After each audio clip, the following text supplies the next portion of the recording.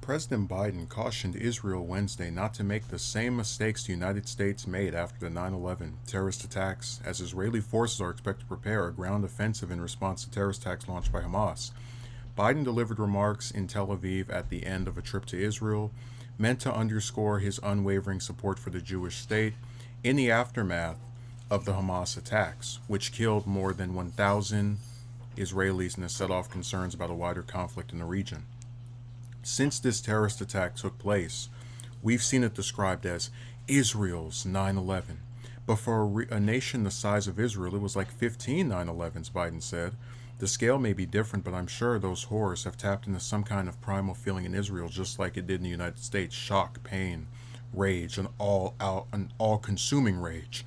You can't look at what has happened here and not scream out for justice, Biden continued. Justice must be done, but I caution this: while you feel that rage, don't be consumed by it. After 9/11, we were enraged in the United States. While we sought justice and got justice, we also made mistakes. Biden said the choices in the time of war are never clear and must be weighed against potential costs before noting that the Palestinian people are suffering and that the vast majority of them are not represented by Hamas. Following the September 11, 2001 attacks, the United States embarked on wars in Afghanistan to hunt down those responsible, and then months later began a war in Iraq. The dual conflicts cost the United States thousands of U.S. troops and spanned 20 years. Biden served as vice president while both wars were being waged, and his administration later oversaw the chaotic exit of U.S. troops from Afghanistan in 2021. The president's comments come as scores of Palestinians have been killed in the retaliatory Israeli strikes in Gaza, which is controlled by Hamas. Israel is preparing an offensive against Hamas, including a potential ground invasion. World leaders have also sounded the alarm about humanitarian crisis in Gaza, where citizens have struggled to access food, water, and medicine. Protests have broken out in the Middle East after a hospital explosion Tuesday in Gaza that killed hundreds of people, including patients who were seeking treatment and refuge, amid heavy aerial bombardment by Israel over the last weekend. While Hamas and some Arab nations have blamed Israel for the explosion, Biden and the White House have said available information indicates Israel was not responsible for the blast. So it's interesting to see an American politician admit something being wrong about the American government. I mean, who could forget? I believe it was Bush 41 who said he would never apologize for the United States government ever. But what tends to happen is even when they're directly a part of that mistake, you still can't get them to acknowledge their own culpability. So for those that don't remember, Biden was someone who supported Iraq and Afghanistan, our entry into those conflicts, who, along with every member of the Senate, voted for except for Russ Feingold, voted for the Patriot Act. These were all steps that were taken in response to 9/11, to supposedly increase the nation's security and go after do my Bush impression, the bad guys that came after. So what's interesting is seeing him admit the United States government made mistakes, but then not specify what those were or if he himself also made some errors, because there are people who've supported some of the measures back there, the conflicts back then, and they fessed up and said this was not the right thing to do. You had, for example, Robert Byrd, who was the senator from West Virginia, admit that voting for the Patriot Act was a mistake. You've had a lot of, this wasn't in the Senate, but like in the House with Barbara Lee, she was the only senator who voted against the authorization to go to Afghanistan. And after receiving death threats and all types of hateful calls and messages, she's now lauded as being on the right side of that conflict. So, again, it's nice to see an American politician admitting failed American policies and objectives, but it's also obnoxious when they can't specify, hey, I thought this when this happened, I shouldn't have done this. Because, the thing about 9/11 is something like that had never happened on such a large, dramatic scale. To regular citizens, it came out of nowhere, even though we know that Bush was made privy to it, but I digress.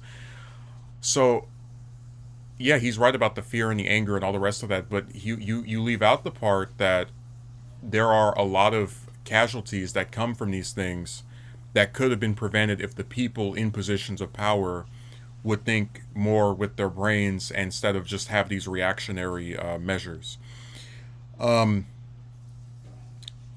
I have to say, besides that, I kind of like the rest of his response. I mean, where he says Palestinians are suffering and that the vast majority of them are not represented by Hamas. That's true.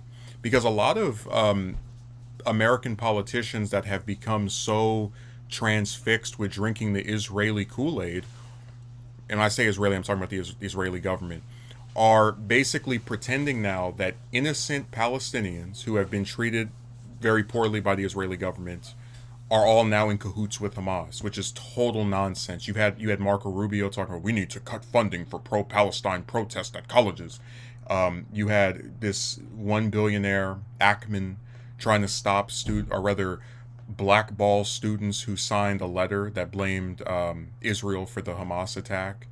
I mean, there's been no shortage of people facing consequences for taking a position that is not entirely pro-Israel. It's really disturbing, and it really goes back to this thing of how there are some people in the U.S. and this has nothing to do with being Jewish. It has nothing to do with anyone's religion. It has all to do with money. There are some politicians and public figures in the U.S. who are more loyal to foreign governments than their own, than their own government and their own people. So when I see Biden say at least something that acknowledges the plight of Palestinians, I'll give him credit for that. It's not much. I think it should go a lot further. Because, I said before, the way you do this is simple. You condemn what Hamas did, which, he has. But you also say, look, there's a lot of history with this, and we need to, at the very least, not support or further support this apartheid state. We condemn what was done to these innocent Israelis. No one supports that. No one of any decency. But there have also been a lot of innocent Palestinians that have been killed, and that this is their way of acting out in response to that. And that's something that should be recognized as to possibly prevent further bloodbaths in the future. I think if he at least said something like that, yeah, there's going to be some conservatives that are, drinking getting the slush fund from AIPAC, but at the very least, it would be true that this is a conflict that we don't support, or rather, this was an attack that Americans don't support. But we also have our own criticisms of the government that is now trying to pretend it was this darling angel that was just randomly attacked by these evil people, and they were evil for killing innocents, but to just sit there and completely act as if we stand with Israel, those poor Israelis. Like, okay, the people I feel bad for, but not the government. Like I said, I just wish he was a little bit more even-handed. I'm glad he acknowledged the faults of the U.S. government, and it's isn't it sad that we have so many political commentators who will trash different politicians here and there, but the actual politicians, the only time you really see them go after each other is if they're running against each other, or it's some kind of legislative season where they're trying to block something somebody else is trying to pass. You don't really see them come out and say our government doesn't know what it's doing. It has this failed policy.